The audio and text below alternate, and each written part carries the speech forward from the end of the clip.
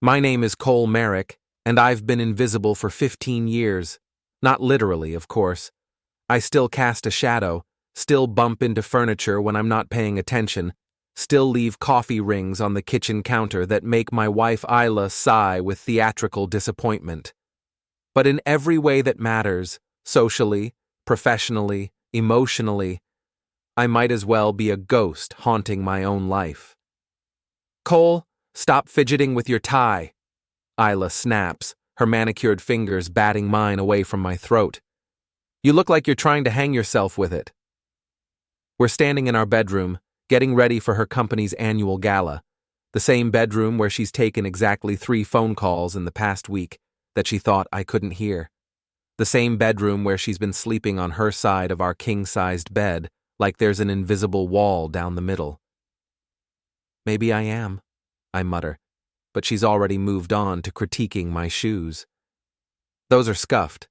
Don't you have anything that doesn't look like you bought it at a thrift store? I want to remind her that I bought these shoes at Nordstrom 2 months ago, but what's the point?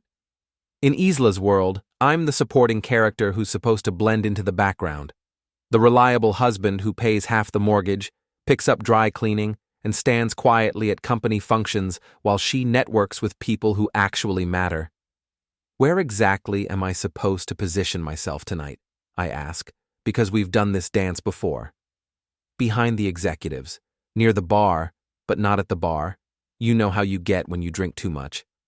I had 2 beers at the Christmas party, and you told Jenkins from accounting that his tie looked like a crime scene.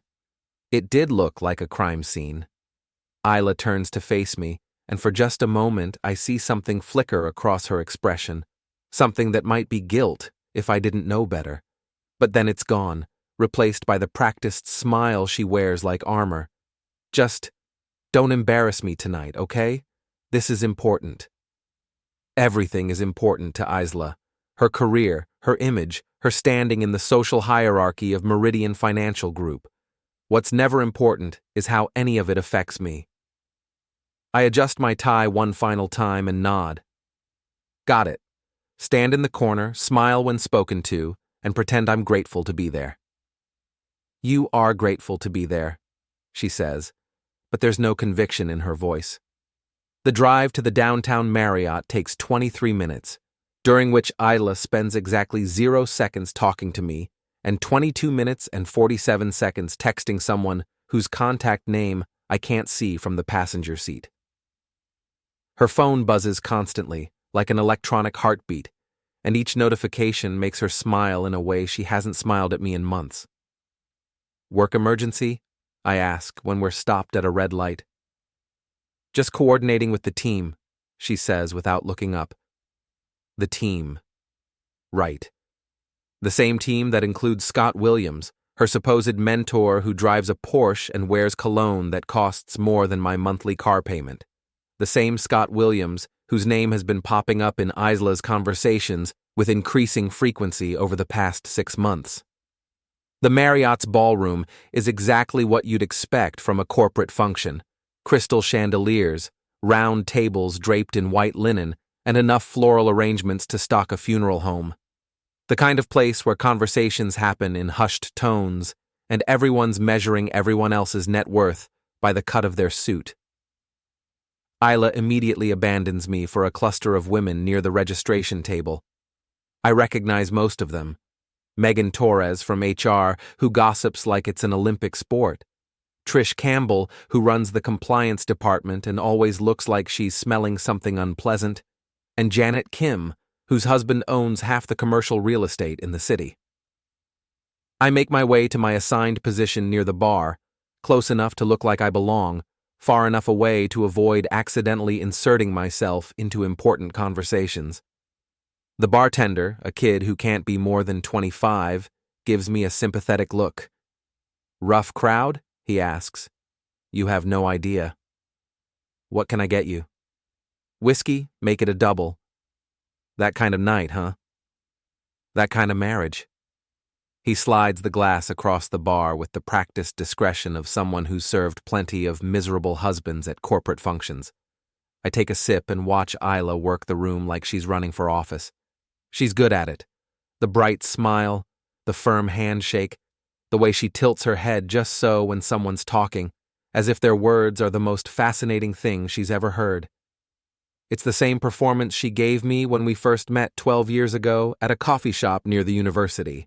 I was finishing my master's degree in computer science, working part-time at a tech support company that barely paid enough to cover rent. She was a junior analyst at a small investment firm, ambitious and beautiful, and seemingly charmed by my quiet, steady presence. "You're different from other guys," she told me on our third date. "You actually listen."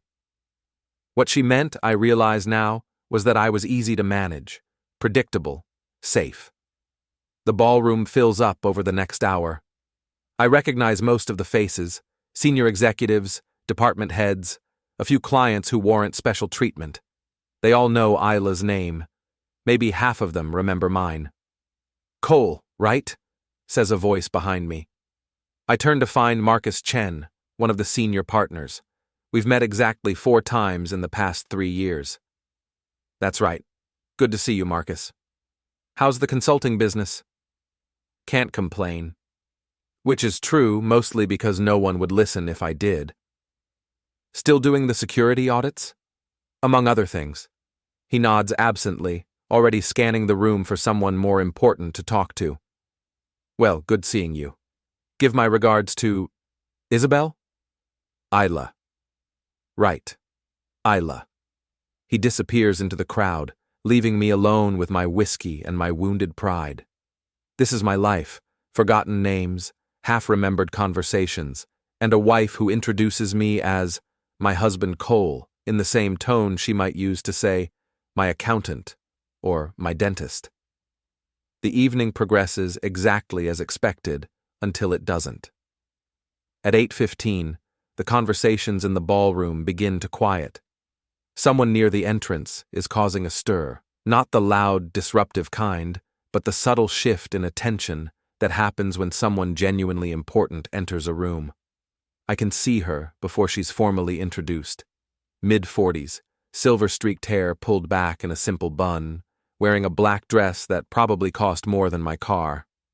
She moves with the kind of confidence that doesn't need to announce itself. "Ladies and gentlemen," says Richard Hawthorne, the outgoing CEO, "I'd like you to meet Leora Ventral, who will be taking over as Chief Executive Officer effective Monday morning." Polite applause ripples through the room. Leora Ventral, the woman who engineered a hostile takeover of Meridian Financial in just under 3 weeks. The woman who's been profiled in Forbes and Fortune and every other business publication that matters. She's also the woman who's now scanning the ballroom like she's looking for someone specific. Isla, ever the opportunist, positions herself directly in Leora's path. I watch from my corner as my wife extends her hand, her smile cranked up to maximum wattage. "Ms. Ventral, I'm Isla Corvin, Senior Analyst in the Investment Division. I just wanted to welcome you to..." But Leora doesn't take her hand, doesn't even acknowledge her presence. Instead, she looks past Isla, past the cluster of executives trying to introduce themselves, past everyone who matters in this room. She looks directly at me, and then she starts walking toward me, her heels clicking against the marble floor like a countdown timer. The conversations around her die away as people realize something unusual is happening, something that doesn't fit the script of a typical corporate function. I set my whiskey down on the bar, my hand suddenly unsteady. Leora stops 3 feet away from me, close enough that I can see the tears forming in her eyes. "I never stopped searching for you," she says, her voice breaking on the last word. Behind her I hear the distinctive sound of crystal hitting marble as Isla's champagne glass shatters against the floor. The ballroom has gone completely silent. I'm staring at a woman I haven't seen in 22 years, a woman who was supposed to believe I was gone forever. My sister Leora, who used to steal my Halloween candy and practice her piano scales at 6 in the morning just to annoy me. My sister who cried for 3 days straight when they told her I was gone. "Leora," I whisper, and her name feels foreign on my tongue after all these years.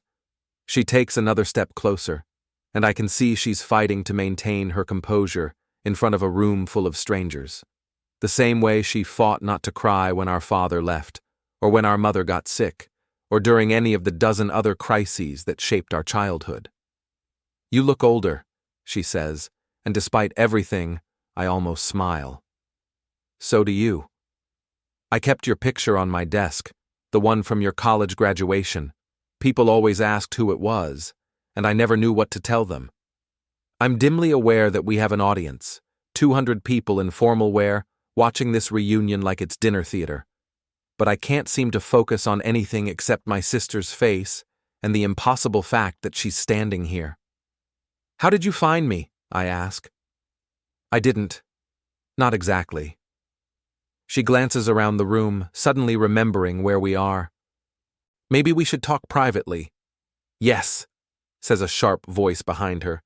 "Maybe you should." Isla has recovered from her initial shock and is now standing beside us, her face a mask of polite confusion that doesn't quite hide the panic in her eyes. "I'm sorry," Isla says, extending her hand again. "I don't think we were properly introduced. I'm Isla Corvan, Cole's wife." Leora looks at her for a long moment, and I see something cold settle in her expression. "I know exactly who you are, Mrs. Corvan." The way she says it makes my stomach drop. This isn't a coincidence. This isn't a random encounter at a corporate function. Leora didn't just happen to end up as CEO of Isla's company. "I think," Leora continues, "the three of us need to have a conversation. Somewhere private." Richard Hawthorne appears at her elbow, looking flustered. "Ms. Ventral, if there's anything you need, a conference room," she says, without taking her eyes off me. "Something with a door that locks." "Of course. Right this way." As we follow him through the crowd, I catch fragments of whispered conversations. "Never seen anything like it. Who is that guy? Thought his name was Cole. Something's not right here." Isla walks beside me, her hand gripping my arm tight enough to leave marks. She's smiling, but it's the brittle smile she wears when she's terrified and trying to hide it. The conference room is on the hotel's second floor, all glass walls and expensive furniture. Richard closes the door behind us and hovers uncertainly. "That'll be all," Leora tells him. "Are you sure? If you need anything?" "I'm sure." He leaves, probably to spend the rest of the evening fielding questions about what just happened in his ballroom. The door clicks shut, and suddenly it's just the three of us in a room that feels much too small.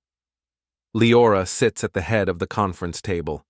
Isla and I take seats across from each other like we're about to negotiate a business deal instead of discuss the fact that I've been living under a false identity for over 2 decades. "Before we start," Leora says, "I want you to know that I've had this conversation rehearsed in my head for years. I've imagined finding you in a dozen different scenarios. This wasn't one of them." "How long have you known?" I ask. "About you? 3 months? About her?" She nods toward Isla. "About a year." Isla has gone very still in her chair.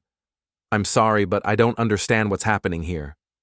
"Of course you don't," Leora says. "You've been playing a game for 12 years without realizing that some of the other players knew the rules." "What game?" But even as Isla asks the question, I can see the understanding starting to dawn in her eyes. Leora opens her briefcase and pulls out a manila folder thick with documents.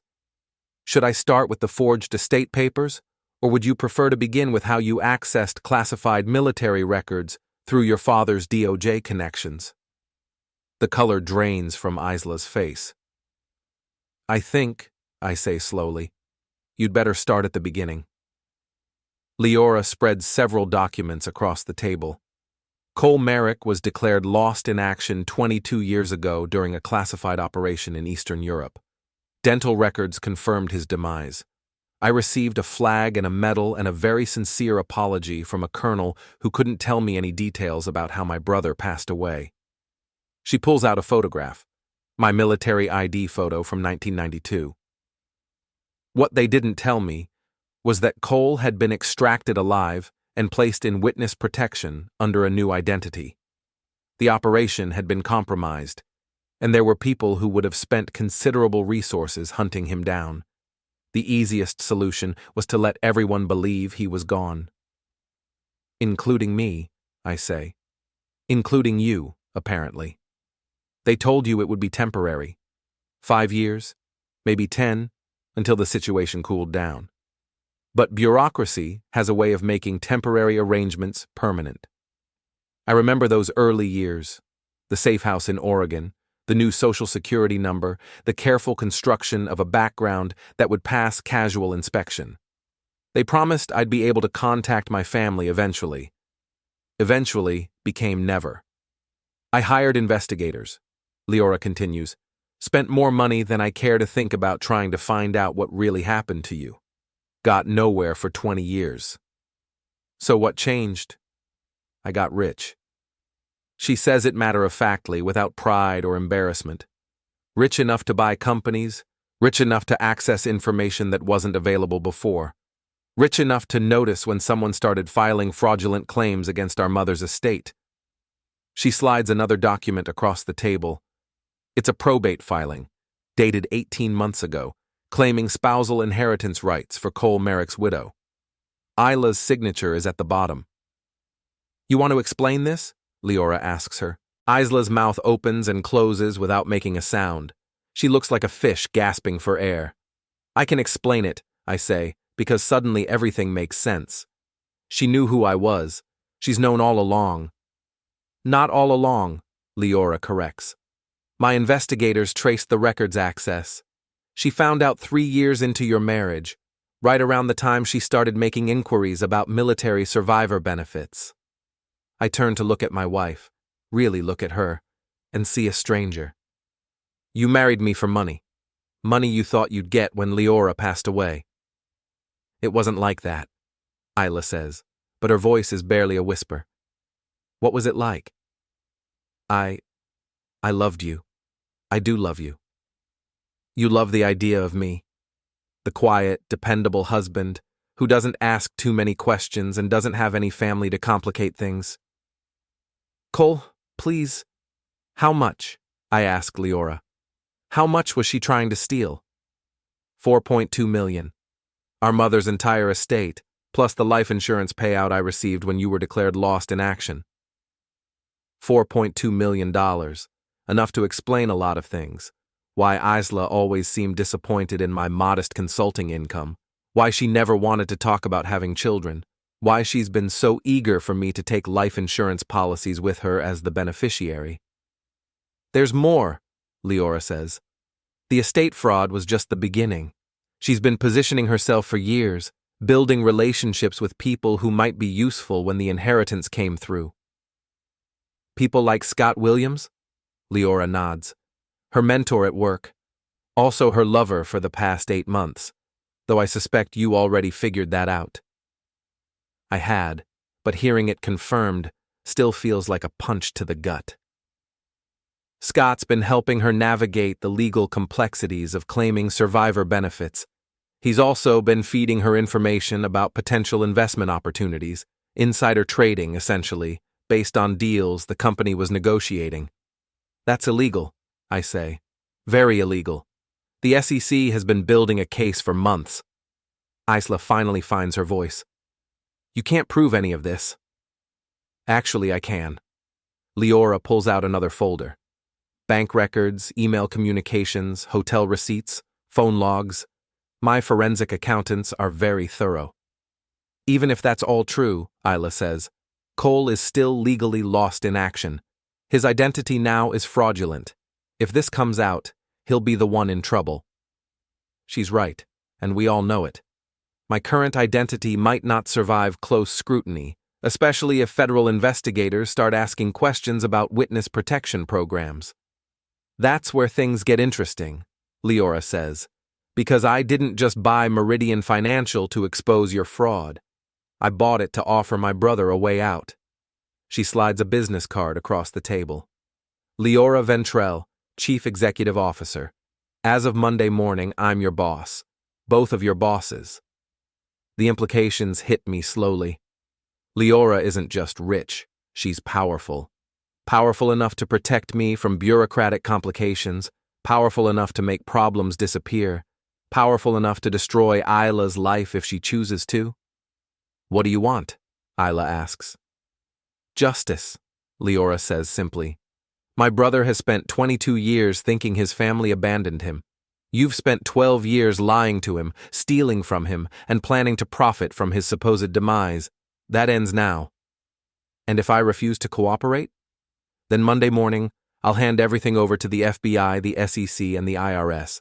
You'll spend the next decade fighting federal charges while your lover Scott explains to his wife why he's been embezzling money to pay for hotel rooms. The room falls silent, except for the sound of Isla's ragged breathing. What kind of cooperation are you looking for? She finally asks. Complete cooperation.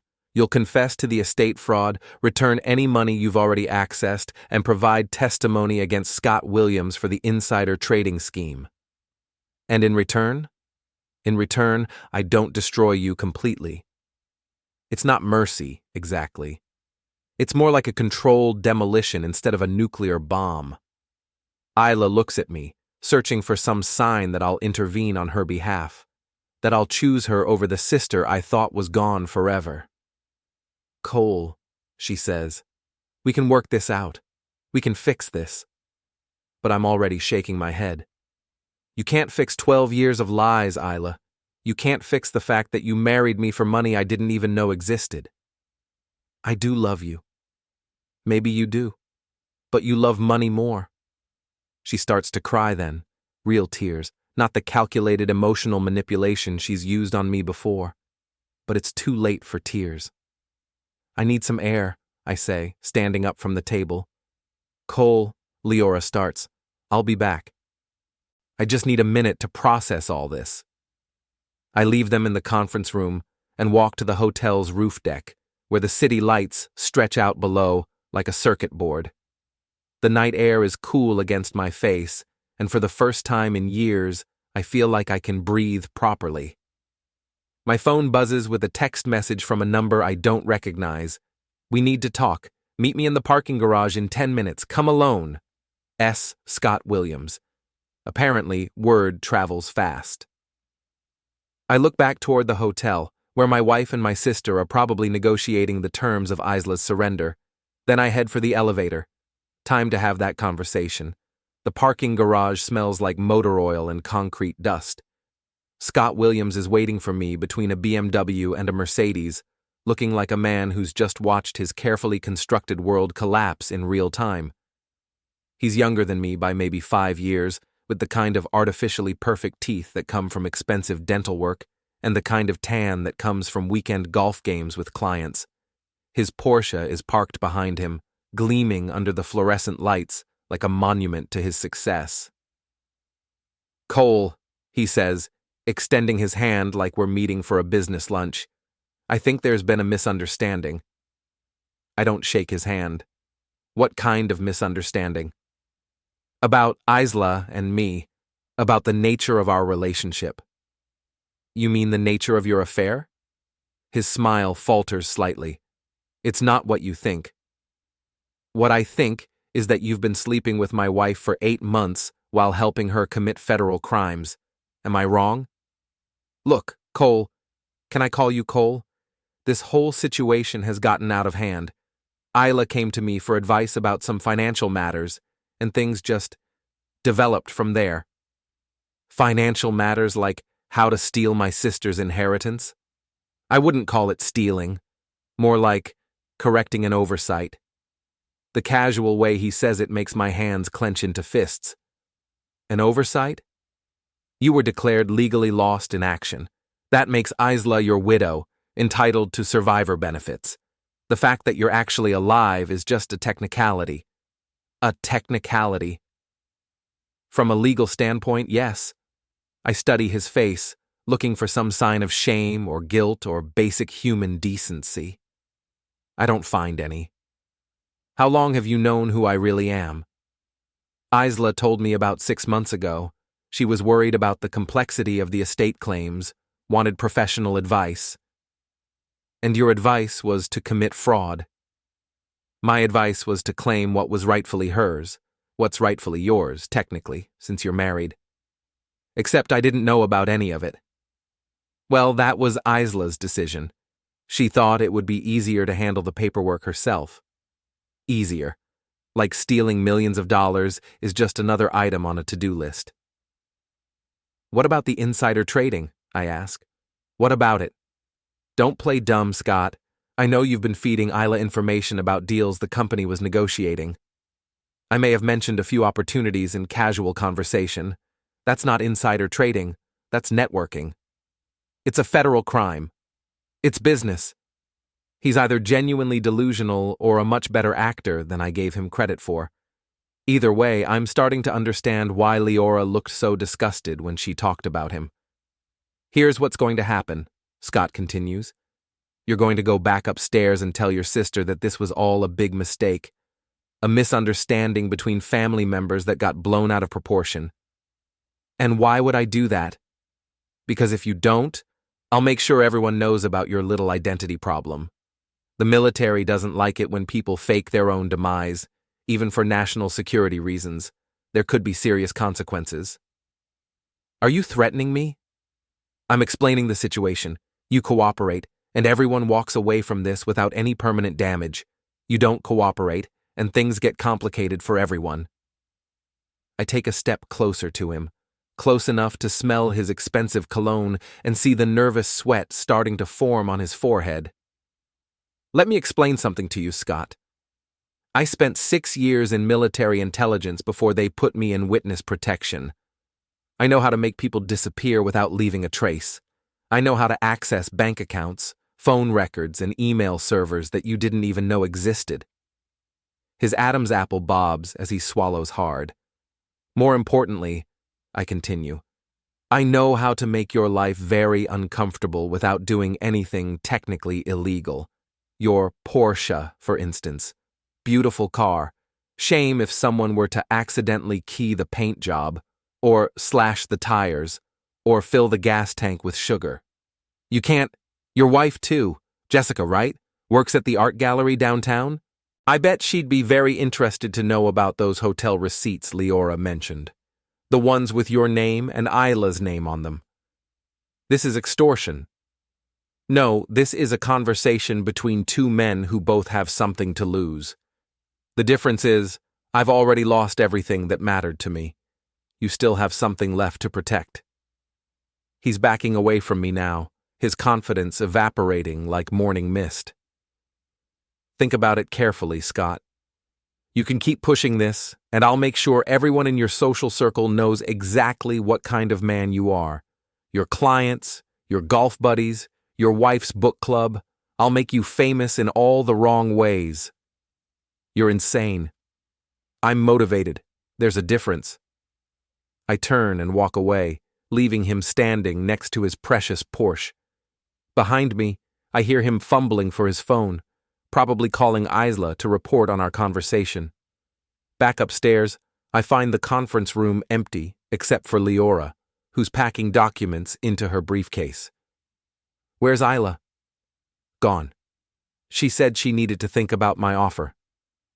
What did you tell her? The truth, that she has until Monday morning to decide whether she wants to cooperate or fight this in court. And if she chooses to fight, then I'll destroy her. Leora closes the briefcase and looks at me. You look like you've seen a ghost. I just had a conversation with Scott Williams. How did that go? About as well as you'd expect. He tried to threaten me. With what? Exposure. He seems to think my identity issues are more problematic than his fraud issues. Leora laughs, but there's no humor in it. He's not wrong about the identity complications, but he's underestimating my ability to make those complications disappear.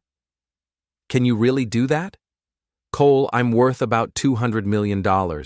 I have lawyers who specialize in problems like this, and I have enough political connections to make sure your witness protection status gets resolved quietly. Why? I ask. Why go to all this trouble for me? Because you're my brother. Because I spent 22 years thinking you were gone, and I'm not losing you again. Even though I'm not the same person you remember? Neither am I. We'll figure it out. We take the elevator down to the parking garage together. Leora's driver is waiting with a black sedan that probably costs more than I make in a year. Can I give you a ride home? She asks. I should probably face Isla tonight. Get this conversation over with. Are you sure that's wise? Probably not. But I've been putting off difficult conversations for 12 years. Time to stop. She gives me her business card. Not the CEO card she showed earlier, but a personal one with her cell phone number. Call me if you need anything, and I mean anything. Thank you. Don't thank me yet.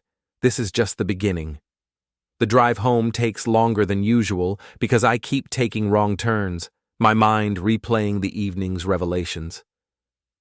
By the time I pull into our driveway, it's past midnight. Isla's car is there, but the house is dark except for a single light in the kitchen window. I find her sitting at the kitchen table with a glass of wine and a stack of papers spread out in front of her. She looks up when I walk in, and I can see she's been crying. I was wondering when you'd come home, she says. This is still my home, isn't it? I don't know. Is it? I sit down across from her and look at the papers.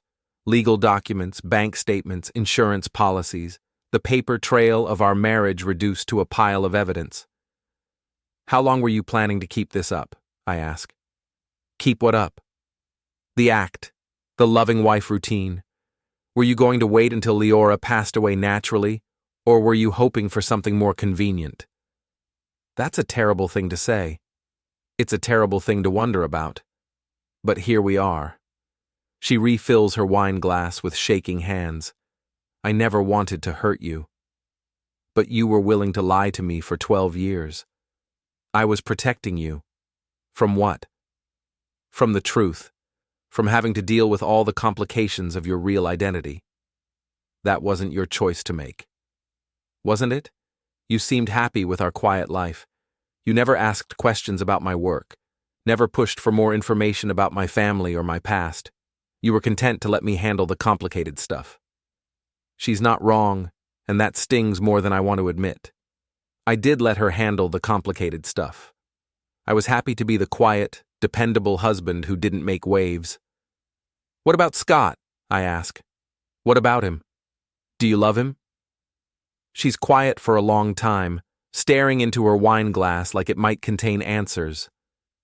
I don't know, she finally says. I thought I did, but maybe I just loved the idea of him.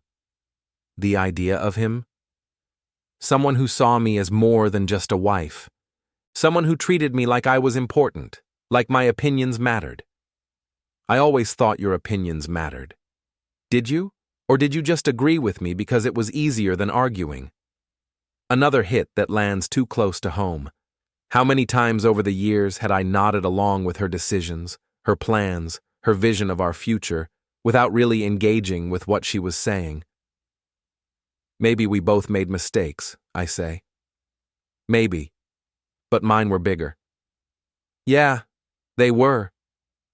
We sit in silence for a while, two people who've been married for 12 years discovering that we barely know each other. What happens now? She asks. I don't know. Leora wants you to cooperate with the investigation.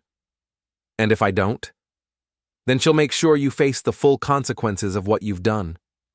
What do you want me to do? It's the first time in years that she's asked for my opinion about something that really matters. I want you to tell the truth, I say. All of it. To the investigators, to Scott's wife, to anyone else who deserves to know. That will ruin me. You ruined yourself. This is just the bill coming due. She starts crying again, and despite everything, I feel a flicker of sympathy for her.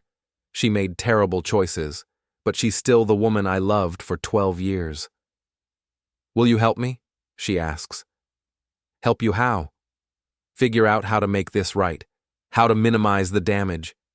I think about it for a moment, weighing my anger against my exhaustion. I'll help you tell the truth, I say finally, but I won't help you avoid the consequences. That's fair. Is it? I'm not sure I know what fair looks like anymore. I stand up from the table, suddenly feeling every one of my 43 years. I'm going to sleep in the guest room tonight, I tell her. Cole? Yeah? For what it's worth, I really did love you. Maybe not the right way, but I did love you. I know, I say. That's what makes this so hard. I leave her sitting at the kitchen table with her wine and her regrets, and climb the stairs to a guest room that feels more like home than the bedroom I've shared with her for over a decade. Tomorrow, I'll start figuring out who Cole Merrick really is now that he's no longer invisible. Tonight, I'm just going to try to sleep. I wake up Monday morning to the sound of my phone buzzing with text messages. 7 missed calls from Isla, 3 from numbers I don't recognize, and 1 from Leora that simply says, "It's started." The guest room feels strange in the morning light, too formal, too impersonal, like a hotel room where I'm just passing through, which, I suppose, is exactly what it is now. I can hear Isla moving around downstairs, the familiar sounds of her morning routine, coffee brewing, news program murmuring from the kitchen television, the click of her heels on hardwood as she gets ready for what might be her last day at Meridian Financial. My phone buzzes again. This time, it's a call from Leora. "How are you holding up?" she asks without preamble. "I've been better. What's the situation at the office?" Interesting. Isla arrived early and went straight to Scott's office. They've been behind closed doors for 45 minutes. Are you monitoring them? Security cameras. It's my building now, remember? What are they saying? I can't hear the conversation, but body language suggests it's not going well. Scott keeps pacing, and Isla looks like she's been crying. I'm not surprised. Scott struck me as the type who'd throw her under the bus the moment things got complicated. "Have you decided what you want to do?" Leora asks. "About what?" "About your future. You can't stay married to someone who's been defrauding your family, and you probably shouldn't stay in a city where half the people think you're someone you're not." She's right, but the idea of starting over again at 43 feels overwhelming. "I need to see this through first," I tell her. "Make sure Isla faces real consequences for what she's done." "That's not your responsibility, Cole." "Maybe not, but it's something I need to do." "Revenge?" "Justice. There's a difference." "Sometimes. What did you have in mind?" I've been thinking about that all night, lying awake in an unfamiliar bed, staring at an unfamiliar ceiling. Scott threatened me last night, said he'd expose my identity issues if I didn't cooperate with their story. And I think it's time he learned that threats work both ways. "Cole, nothing illegal," I assure her. "Nothing violent, just some creative problem solving." What kind of creative problem solving? The kind that makes him understand exactly how much he has to lose. There's a pause while Leora considers this. "Do you need any resources?" she asks finally. "Maybe. Can you get me Scott's home address?" "I can do better than that. I can get you his entire financial profile." "How?" "Executive background checks are very thorough. I know about his mortgage, his car payments, his credit card debt, his wife's spending habits, and the fact that he's been skimming money from client accounts to maintain his lifestyle. He's been embezzling? Among other things, the forensic audit turned up several irregularities in accounts he manages. This keeps getting better. "Send me everything you have," I tell her. "Cole, be careful. I don't want you doing anything that could complicate your legal situation. Trust me. That's what I'm afraid of." After we hang up, I shower and dress carefully. Khakis, polo shirt, baseball cap. The kind of outfit that makes you invisible in suburban America. Then I drive to the office supply store and buy a few items: zip ties, duct tape, spray paint, and a prepaid cell phone. Scott's neighborhood is exactly what I expected. Oversized houses on undersized lots, each one trying to out-impress its neighbors. His house is a colonial revival, with a circular driveway and a 3-car garage. The Porsche is parked in the driveway. I park 2 blocks away and walk back, keeping to the sidewalk like any other pedestrian. It's 10:30 on a Monday morning, which means most of the neighbors are at work, and the ones who aren't are inside watching daytime television. Scott's front door has a security system, but his garage doesn't. The side door is secured with a standard deadbolt that takes me about 90 seconds to pick, a skill I learned in the military and never thought I'd need again. The garage is immaculate. Tools organized on pegboards, floor painted with epoxy coating, everything in its designated place. Scott's other car, a BMW sedan, sits next to empty space where the Porsche usually parks. I work quickly and quietly, zip ties around the BMW's tires, secured to the wheel wells so they'll make noise when the car moves. Duct tape over the security camera in the corner, spray paint across the garage door, thief, in large red letters. Then I wait. Scott arrives home at 11:15, probably taking an early lunch to avoid the chaos at the office. I hear the Porsche's engine shut off, then footsteps approaching the garage. The side door opens, and Scott steps inside. What the hell? I'm standing behind his BMW, holding the prepaid phone like I'm recording video. Smile, Scott. You're going to be famous. He spins around, his face cycling through surprise, anger, and fear in rapid succession. You're trespassing, he says. Technically, yes, but I prefer to think of it as a home visit. Get out of my garage. In a minute. First, we need to finish our conversation from last night. I'm calling the police. Go ahead. I'm sure they'd love to hear about your embezzlement scheme. His hand freezes halfway to his phone. That's right, Scott. I know about the client accounts, the money you've been skimming to pay for hotel rooms and jewelry and whatever else you've been buying to impress my wife. You can't prove anything. I don't have to. My sister's forensic accountants already did that. The question is whether you want this to be a private conversation or a public one. I gesture toward the spray-painted garage door. Your neighbors are going to love that, by the way. Very artistic. You're insane. I'm motivated. We covered this last night. I take a step closer to him, and he backs against the workbench. Here's what's going to happen, Scott. You're going to call Isla right now and tell her that you can't help her anymore, that you're cutting all ties, professional and personal. And if I don't? Then I'm going to make your life very interesting, starting with a phone call to your wife about those hotel receipts. Jessica already knows about Isla. Does she? Because according to the credit card records, you've been seeing at least 2 other women besides my wife. I doubt Jessica knows about all of them. The color drains from his face. That's right. My sister is very thorough. She knows about the account in the Cayman Islands, the condo you're renting under a false name, and the gambling debts you've been hiding from Jessica. This is blackmail. This is consequences. You made choices, Scott. Now you get to live with them. I hold up the phone again. Make the call. He pulls out his phone with shaking hands and dials Isla's number. Isla, it's me. We need to talk. No, not later. Now. Because I can't do this anymore. What do you mean? What can't I do? Any of it. The legal advice, the financial planning, the personal stuff. Because it's over, Isla. All of it. I don't care what you told them. Figure it out yourself. No, don't come to my house. Because my wife will be home soon and she doesn't need to see you. Isla, listen to me carefully. We're done.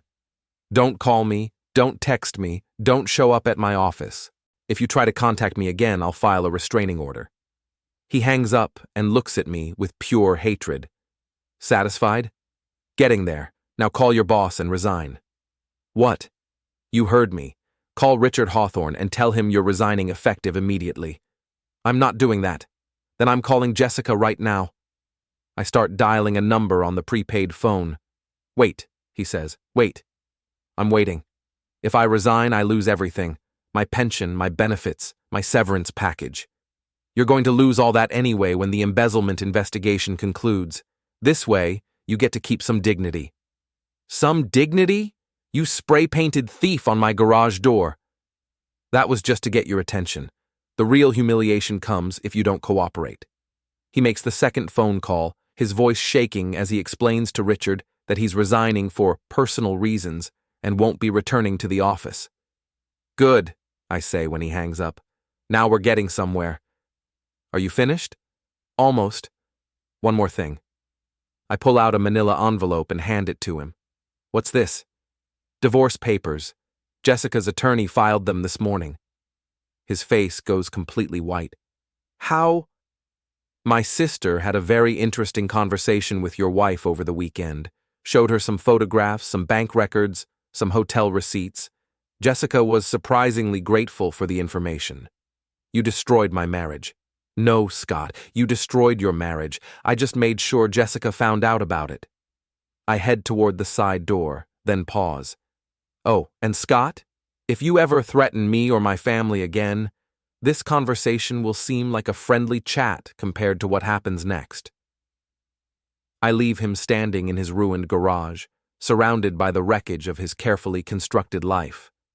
Outside, I can see neighbors starting to gather, pointing at the spray-painted garage door and whispering among themselves. By evening, everyone in the subdivision will know that Scott Williams is a thief. My phone buzzes with a text from Isla. Scott won't take my calls. What did you do? I don't respond.